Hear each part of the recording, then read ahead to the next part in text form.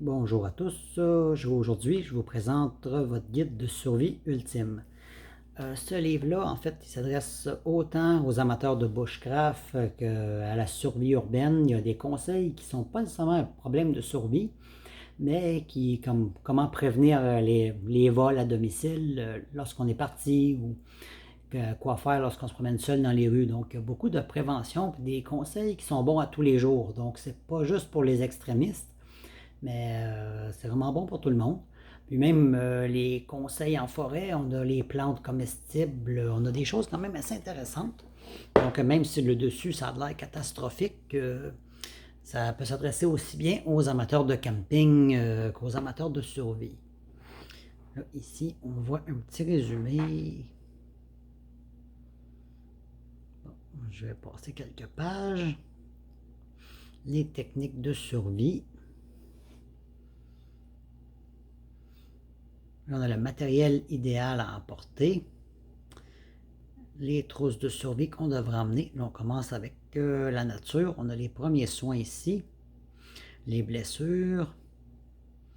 Tous les problèmes de santé qu'on peut avoir. L'hypothermie. Là, on y va avec la nature. Les boussoles. Si tu vas chercher un abri. Les abris de neige. Rechercher de l'eau. Le fameux feu. On a les plantes.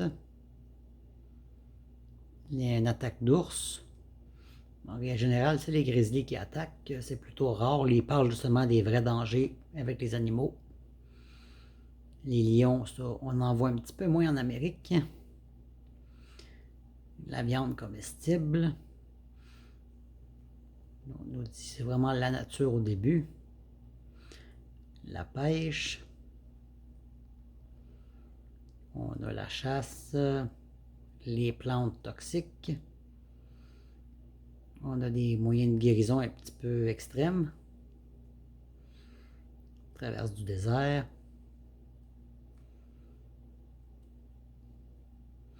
La nourriture. On a les nœuds. Se construire un abri de neige. Les nœuds de pêcheurs. S'orienter avec les étoiles. L'hypothermie dans l'eau. Les attaques de requins.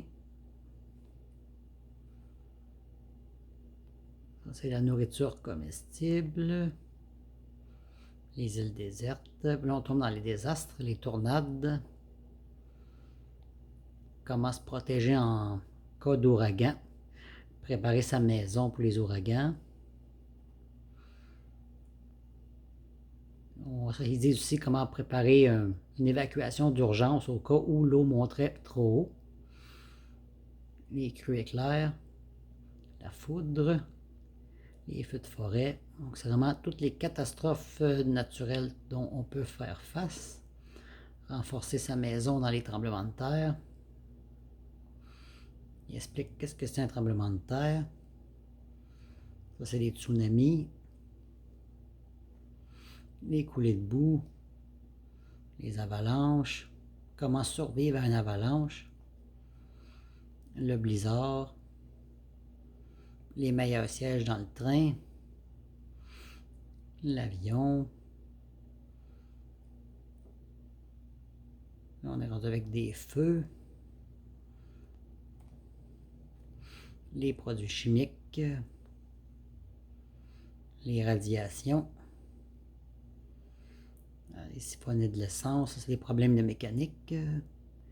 Les arbres, l'aspirine. Il y a beaucoup d'arbres qui peuvent remplacer l'aspirine. On en parle un peu ici. Le milieu urbain, ça c'est un petit peu plus réaliste pour la plupart des gens. De se traîner certains outils. Les points d'autodéfense. Ici, on a encore de l'autodéfense. Sécuriser sa maison. Les détecteurs de fumée. S'enfuir d'une maison en feu. Les problèmes de dérapage en voiture. Les stationnements.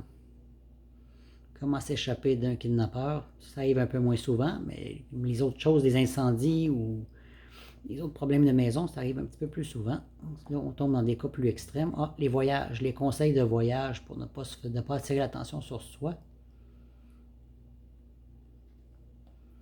Les terroristes. Se sortir d'une émeute.